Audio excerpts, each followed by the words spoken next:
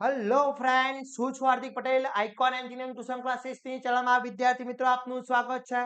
Diploma semester 4 ની અંદર જે સિલેબસ ચેન્જ થયો છે, ન્યૂ સિલેબસ આવ્યો છે અને એમાં બી સિવિલ એન્જિનિયરિંગની અંદર ઢગલો વિષયો આવી ગયા છે. સબ્જેક્ટના લિસ્ટ બહુ લાંબુ છે, તો વિદ્યાર્થી મિત્રો કન્ફ્યુઝ છે કે કયા સબ્જેક્ટની જીટીયુ એક્ઝામ આપવાની છે, કયા સબ્જેક્ટ પ્રેક્ટિકલ છે.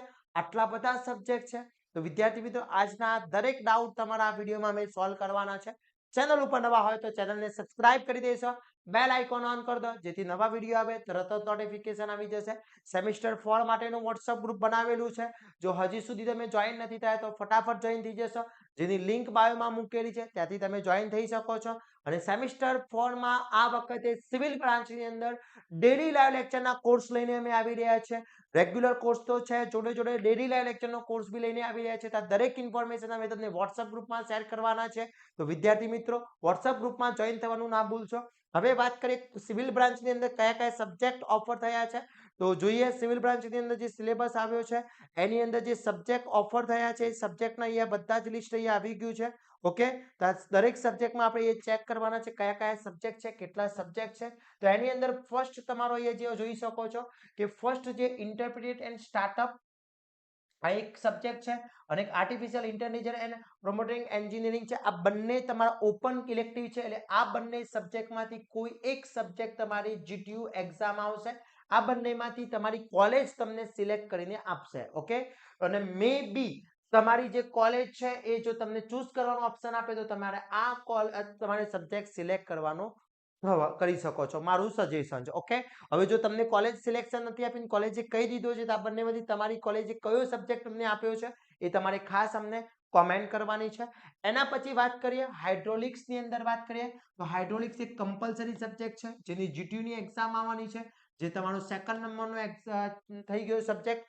એના પછી વાત કરવામાં આવે આ કોન્ક્રીટ ટેકનોલોજી, જે થર્ડ નંબરનો કમ્પલસરી છે, જેની જીટીયુની એક્ઝામ છે, એ થર્ડ નંબરનો એક તમારો સબ્જેક્ટ થઈ ગયો. એના પછી એસ્ટિમેટિંગ એન્ડ કોસ્ટિંગ જે છે એ બી તમારો કમ્પલસરી સબ્જેક્ટ છે, જેની 70 માર્ક્સની એક્ઝામ છે, એટલે કુલ 4 નંબરનો સબ્જેક્ટ થઈ ગયો તમારો. એના પછી ડિઝાઇન ઓફ સ્ટીલ સ્ટ્રક્ચર, આ બી એક કમ્પલસરી સબ્જેક્ટ છે, જે 70 માર્ક્સની એક્ઝામ આવવાની છે. ઓકે, એ બી તમારો એક કમ્પલસરી છે, એટલે કુલ 5 સબ્જેક્ટ થઈ ગયા વિદ્યાર્થી મિત્રો. એના પછી વાત કરવામાં આવે અહીંયા 3 સબ્જેક્ટનું ગ્રુપ આપવામાં આવ્યું છે. આ 3 સબ્જેક્ટ ઇલેક્ટિવ 1 માં મૂકેલા છે. તો આમાંથી તમારે કોઈ એક સબ્જેક્ટ સિલેક્ટ કરવાનું થશે.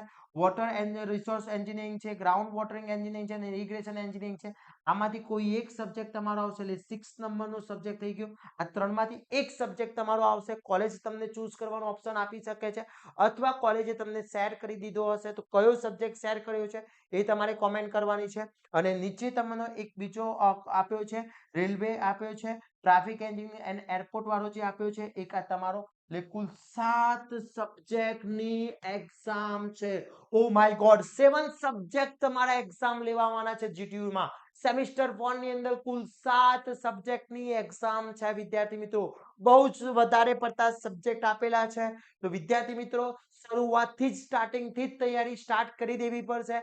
એમાં કોઈ જ ક્વેરી નહીં રાખતા, બીકોઝ તમારા માટે બહુ જ ટફ કન્ડિશન થવાની છે. અને આપણે શોર્ટ ટાઈમમાં આના ડેલી લાઈવ લેક્ચરના રેગ્યુલર કોર્સ આપણે મૂકી દેવાના છે, જેથી તમને કોઈ પ્રોબ્લેમ ના થાય. તમારે મને કોમેન્ટ કરીને આપવાનું છે કે આ બંને સબ્જેક્ટમાંથી તમારી કોલેજમાં કયો સબ્જેક્ટ છે, આમાંથી તમારો કયો સબ્જેક્ટ સિલેક્ટ કરેલો છે અને આમાંથી તમારો કયો સબ્જેક્ટ સિલેક્ટ કરેલો છે, એ તમારે કમ્પલસરી મને કોમેન્ટ કરવાની છે, જેથી આપણે તમારા સબ્જેક્ટ જે કોલેજમાં સિલેક્ટ થયા છે એના આધારે આપણું મટીરિયલ્સ રેડી થઈ જાય, આઈએમપી રેડી થઈ જાય, કોર્સીસ રેડી થઈ જાય, જેથી તમને કોઈ પ્રોબ્લેમ ના થાય વિદ્યાર્થી મિત્રો.